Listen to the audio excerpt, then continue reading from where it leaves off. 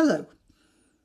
I'm going to be talking about the Eurovision Song Contest, of course, but I'm also going to be talking about the Russian Satan II missile. I don't know, if I can, I'll put some echo on that. Anyway, what do the two have in common? You may very well ask, and you'll have to wait and see. Okay, Ukraine won, and probably for bravery as much as anything else, obviously. It was those guys, they came from a war-torn country and just showed how they could strut their stuff, and everybody gave them points. Before I go on with that, I just want to clear up what Eurovision actually is. It's supposed to be completely politics-free. It ain't. But then what human endeavour ever is. So Eurovision, and we get countries like Israel in there, and you get people saying, how did they turn up? They are very plainly not a European country. So it's not to do with being in Europe, it's with being a signatory to the European Broadcasting Union. I'll tell you what, I'll leave a link in the description for those interested. Just a minute, cut here. Yeah, I had a page open with the statutes of the European Broadcasting Union, and then I closed it by mistake. So the European Broadcasting Union, the EBU, is an association of broadcasting organisations which is governed by Swiss law and by these statutes, and then there's a lot of statutes. It's supposed to be for promoting and developing the concept of public service media, i.e. radio, television and other electronic media, and their values, in particular of universality, independence, excellence, diversity, accountability and innovation. You can read the whole thing yourself. Okay. But you see, there are countries like Morocco and Libya who are signatories to that and eligible to be in the Eurovision Song Contest. I think Morocco actually did enter the Eurovision once, and it was such a disaster they never came back. And there's Libya, as I said, eligible, and well, that's hardly a beacon of diversity and independence and accountability, is it? And I seem to remember Yugoslavia was in the song contest as well, when there was a Yugoslavia, and that was a very tightly controlled broadcasting setup. So it's not really what you'd call it doesn't really stick to the rules, does it? I don't think anyone ever believed that Yugoslavia was free and independent. Countries like Australia and New Zealand are also eligible. Now, as for Ukraine, well, it was a good song. I didn't think it was marvellous, but then that's personal taste. I'm not that keen on rappy sort of stuff. But it got its marks for bravery, didn't it? They got the song, they sourced the song from somewhere, and then they arranged it and they rehearsed it. And I suppose that now they'll all be back in Ukraine in uniform. So we've got to give them credit for that. Personally, I really enjoyed the Moldovan offering. It was full of joy.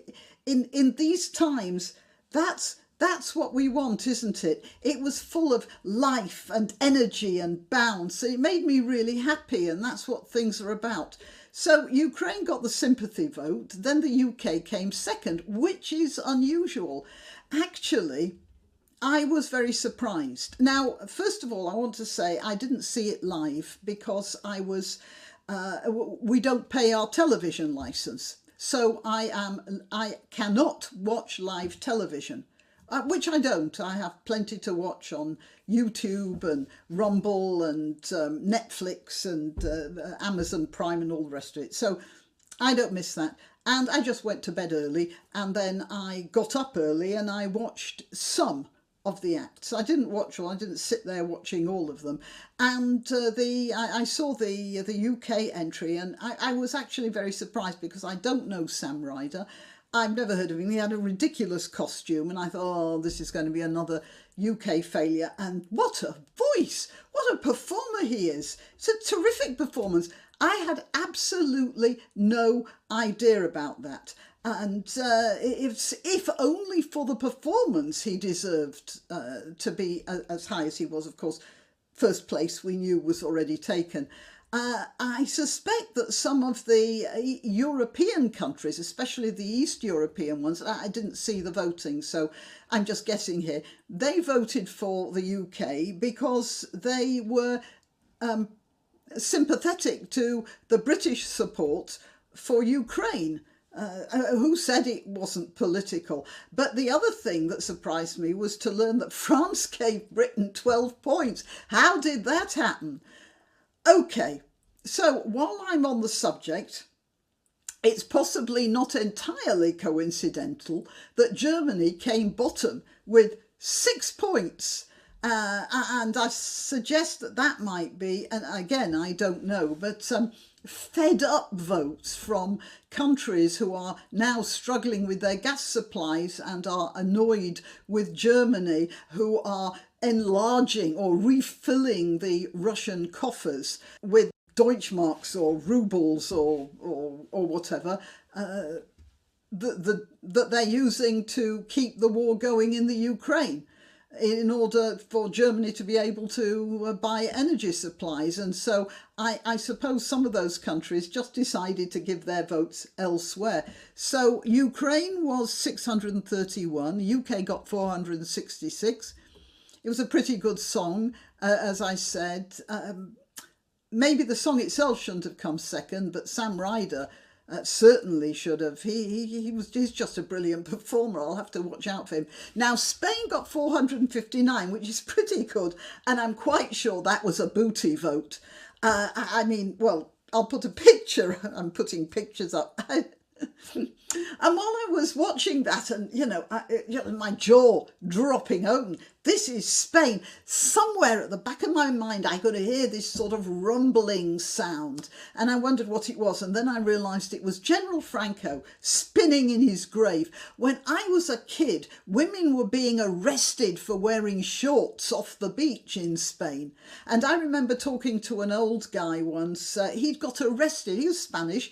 He'd got arrested for wearing a red tie, and he was in jail for 6 months over that. And you know what? He still loved Franco. He thought Franco was marvellous.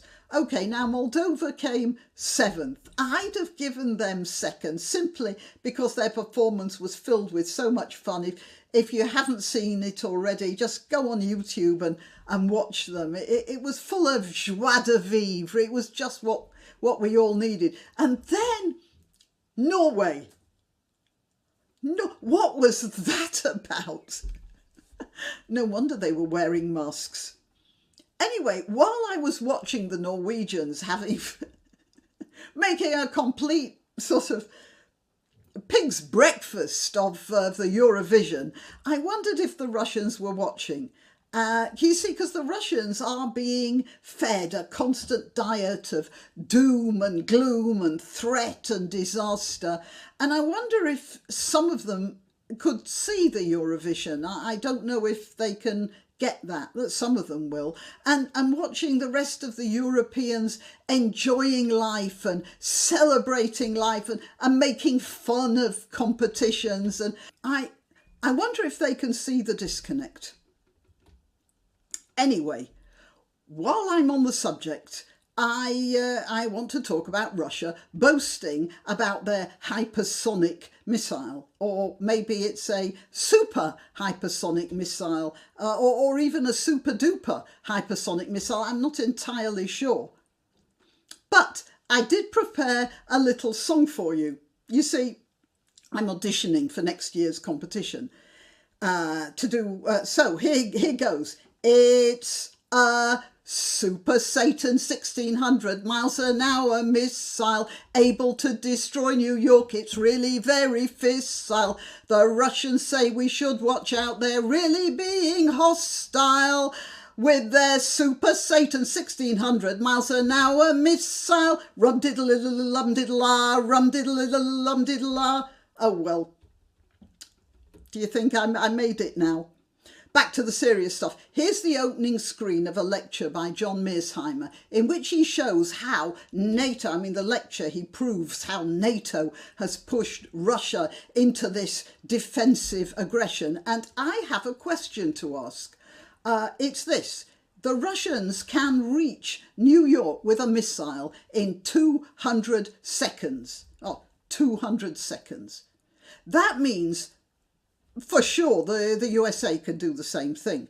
Even if they don't have the super duper hypersonic missile, they will have planes in the air which are near enough to deliver something in about the same amount of time. So what's the big deal about Ukraine joining NATO if it does? If it joins NATO and if NATO puts missiles on Ukrainian soil, what's the difference? Because New York can get to Moscow as quickly as missiles on Ukrainian soil. In the old days, missiles parked in the next country, well, that was a thing you had to worry about. But now, with hypersonics, 3,000 miles away is just as close as in the next country. So I don't know why they're getting all so fired up about it. Well, it's a question anyway. Perhaps somebody can answer that one. I'm sure there are some trolls who keep going for me whenever I talk about the Ukraine thing. Some who are just disagreeing with me. I'm not saying everyone's a troll, but there are trolls as well. Okay, and maybe they'd care to tell me what the difference is between a hypersonic missile from America in 200 seconds and a slower missile on Ukrainian soil. Anyway, that's it. Right. I am Graniopteryx, much energised by the Eurovision Song Contest, and I'm to be found on YouTube, Rumble, BitChute and Minds. When I upload a video, because YouTube tends to be a little erratic about informing people when I put a new video up, I always let you know on Twitter, Gab and Parler.